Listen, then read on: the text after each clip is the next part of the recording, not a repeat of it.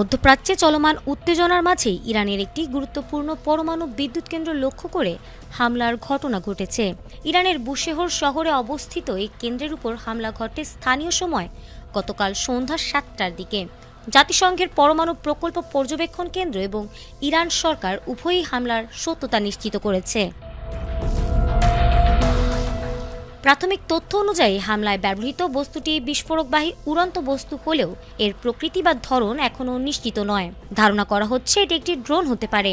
তবে আইএইএ জানিয়েছে এই হামলায় বিদ্যুৎ কেন্দ্রটি বড় ধরনের ক্ষতির সম্মুখীন হয়নি এবং কোনো হতাহতের খবরও পাওয়া যায়নি।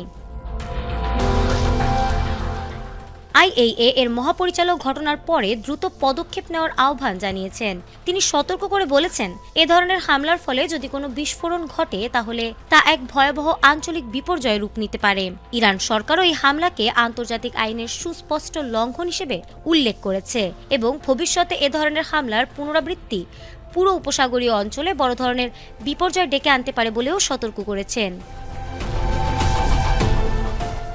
বিশ্লেষকরা আশঙ্কা করছেন, পরমাণু স্থাপনা লক্ষ্য করে এমন হামলা মধ্যপ্রাচ্যের উত্তেজনা আরও বাড়াতে পারে। পরিবেশ, জনস্বাস্থ্য এবং জ্বালানি নিরাপত্তার ক্ষেত্রে মারাত্মক প্রভাব পড়ার সম্ভাবনাও রয়েছে। আন্তর্জাতিক মহলের প্রধান চ্যালেঞ্জ এখন হচ্ছে এ ধরনের হামলা প্রতিরোধ করা এবং সম্ভাব্য বড় বিপর্যয় এড়াতে কার্যকর পদক্ষেপ নেওয়া। এই ঘটনা আন্তর্জাতিক নিরাপত্তার জন্য নতুন হুমকি হিসেবে দেখা হচ্ছে এবং বিশ্বের বিভিন্ন দেশ সতর্ক নজর রাখছে।